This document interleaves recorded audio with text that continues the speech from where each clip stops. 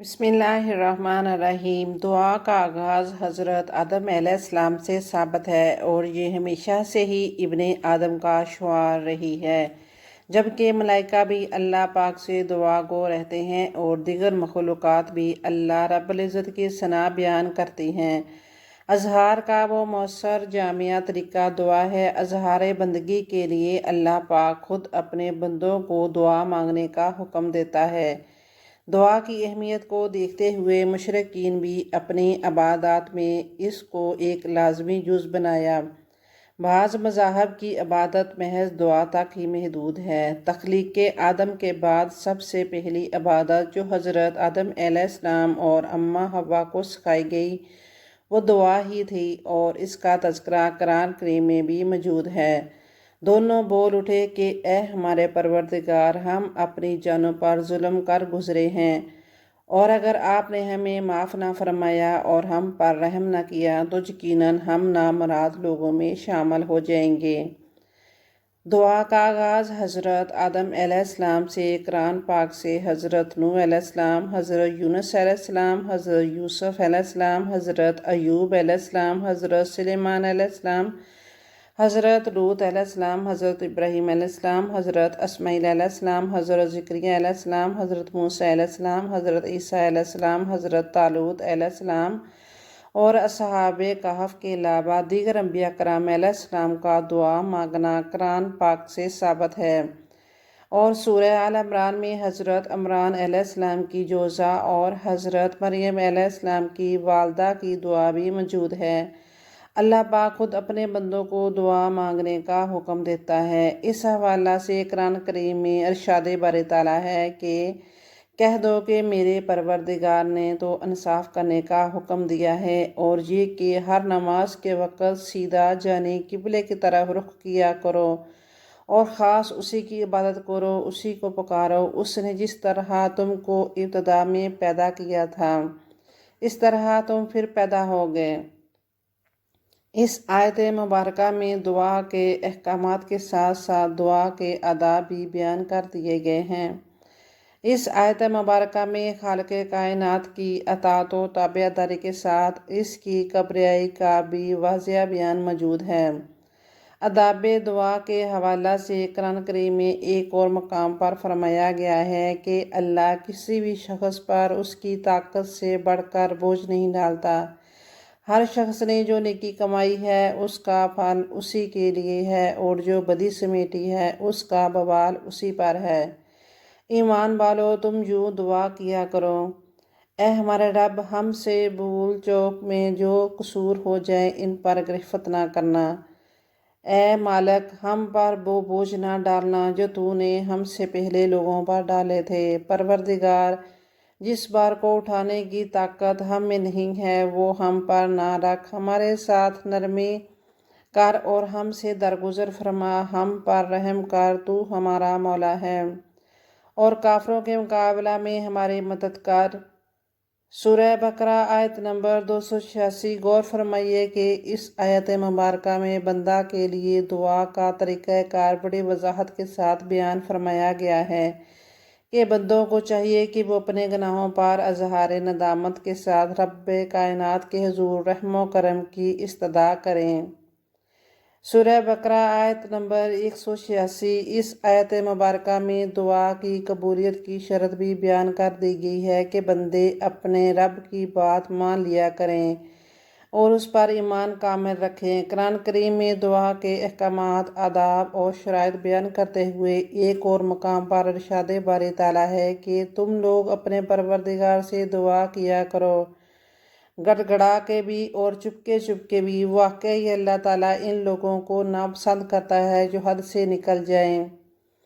سورہ الاعراف آیت 55۔ اسی طرح ایک اور جگہ فرمایا گیا ہے کہ ملک میں اصلاح کے بعد خرابی نہ کرنے اور خدا سے خوف کھاتے ہوئے اور امید رکھتے ہوئے دعائیں مانگتے رہنا، کچھ شک نہیں کہ خدا کی رحمت نیکی کرنے والوں کے قریب ہے۔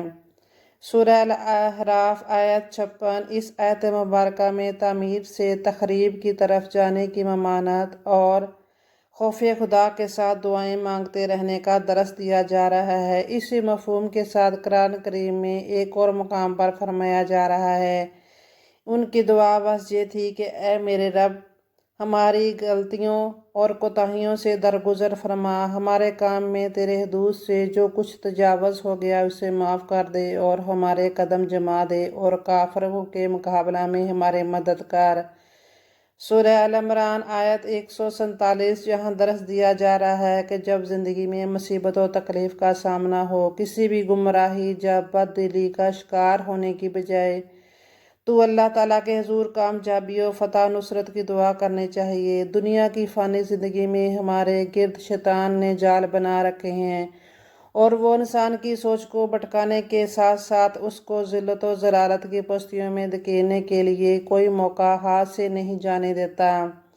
انسان کو صراط مستقیم پر گامزن رکھنے کے لیے خالق کائنات خود ثابت قدمی کا درس دیتے ہوئے قرآن پاک میں ارشاد فرمایا ہے کہ وہ دعا مانگتے ہیں، اے ہمارے رب، کجی پیدا نہ کر ہمارے دلوں میں اس کے بعد کہ جب تو نے ہدایت دے دی، ہمیں اور عطا فرما ہمیں اپنی طرف سے رحمت، بے شک تو ہی سب کچھ عطا کرنے والا ہے۔ جہاں مستقیم اور منحرف دو قسم کے لوگوں کا ذکر ہو رہا ہے، اور اللہ نے مومنوں کو تعلیم دی ہے کہ وہ اللہ سے ایمان پر ثابت قدمی کی دعا کیا کریں۔ اسباب دنیا کی تقسیم پر انسان کو رنجیدہ خاطر ہونے کی بجائے اپنے حال پر مطمئن رہنے کا درس دیتے ہوئے قرآن کریم میں فرمان ربانی ہے کہ اور جو کچھ اللہ نے تم میں سے کسی کو دوسرے کے مقابلہ میں زیادہ دیا ہے اس کی تمنا نہ کرو۔ جو کچھ مردوں نے کمایا ہے اس کے مطابق ان کا حصہ ہے، اور جو کچھ عورتوں نے کمایا ہے اس کے مطابق ان کا حصہ ہے۔ ہاں، اللہ سے اس کے فضل کی دعا مانگتے رہو، یقیناً اللہ ہر چیز کا علم رکھتا ہے۔ سورہ نساء آیت 32۔ اس آیت مبارکہ میں بہت زیادہ وضاحت کے ساتھ بیان کیا جا رہا ہے کہ مرد و زن دنیا میں جو محنت کر رہے ہیں ان کا حصہ اسی محنت کے مطابق رکھا گیا ہے، وہ اس پر راضی ہو جائیں اور اللہ تعالیٰ سے اس کے فضل و کرم کے طلبگار رہتے ہوئے دعا کا سلسلہ جاری رکھیں۔ مزید ہمیں بھی یہ درس دیا جا رہا ہے کہ اگر کوئی شخص آپ کو دعا دے تو ہمیں چاہیے کہ ہم بھی جواباً اسی طرح نیک جذبات کا اظہار کریں، اور جب تمہیں سلامتی کی کوئی دعا دی جائے تو تم بھی سلامتی کی اس سے بہتر دعا دو یا اسی کو لوٹا دو، یقیناً اللہ ہر چیز کا حساب کرنے والا ہے۔ سورہ نساء آیت 86، جہاں اسلام کی شکل میں ایک بندے کی طرف سے دوسرے شخص کو دی جانے والی سلامتی کی دعا کا بیان ملتا ہے، اور حکم دیا جا رہا ہے کہ اس صورت میں زیادہ بہتر الفاظ کا چناؤ کیا جائے۔ قرآن پاک میں کچھ دعائیں ایسی بھی ہیں جو اللہ تعالیٰ نے صرف حضور اکرم صلی اللہ علیہ وآلہ وسلم اور آپ صلی اللہ علیہ وسلم کی امت کو سکھانے کے لیے ارشاد فرمائیں۔ جس طرح متعدد مقامات پر آپ صلی اللہ علیہ وسلم کو حکم فرمایا کہ ان الفاظ میں دعا مانگی جائے، اور یہ بات سورہ اخلاص، سورہ الکافرون، سورہ فلق اور سورہ الناس اور سمیت دیگر آیات قرآنی میں بڑی وضاحت کے ساتھ بیان کی گئی ہیں۔ اس طرح قرآن کریم میں ایک اور مقام پر فرمایا گیا کہ اے پیغمبر صلی اللہ علیہ وآلہ وسلم، تم دعا کرو کہ اے رب ہمیں بخش دے اور ہمارے حال پر رحم فرما، تو سب رحم کرنے والوں سے بہتر رحم کرنے والا ہے۔ سورہ المومن آیت 118۔ اللہ تعالیٰ کی طرف سے عطا کردہ دعاؤں میں سے تمام دعاؤں کی سرتاج سورہ فاتحہ ہے کہ جس میں حمد ربانی بھی ہے، تذکرہ آخرت بھی ہے، ہر خیر کا سوال بھی ہے، اور جہاں ہر قسم کے شر سے پناہ مانگنا بھی سکھا دیا گیا۔ قرآن پاک کے بعد ہمارا سب سے بڑا سرمایہ وہ دعائیں ہیں کہ جو رسالت مآب حضرت محمد صلی اللہ علیہ وسلم کی زبان مبارک سے ارشاد ہوئیں۔ تاثیراً ان کا بھی وہی مقام ہے جو کہ قرآنی دعاؤں کا ہے۔ ہمارے پیارے نبی صلی اللہ علیہ وسلم نے بھی ہمیں اس کی تلقین کی ہے۔ آپ صلی اللہ علیہ وسلم زندگی کے ہر معاملے میں دعا کا خصوصی اہتمام کرتے تھے، اور ان دعاؤں کے مطالعہ سے معلوم ہوتا ہے کہ دنیا و آخرت کی کوئی بڑی سے بڑی اور چھوٹی سے چھوٹی بھلائی ایسی نہیں کہ جس کی آپ صلی اللہ علیہ وسلم نے دعا نہ فرمائی ہو، اور اسی طرح کوئی بڑی سے بڑی اور چھوٹی سے چھوٹی برائی ایسی نہیں جس سے آپ صلی اللہ علیہ وسلم نے پناہ نہ مانگی ہو۔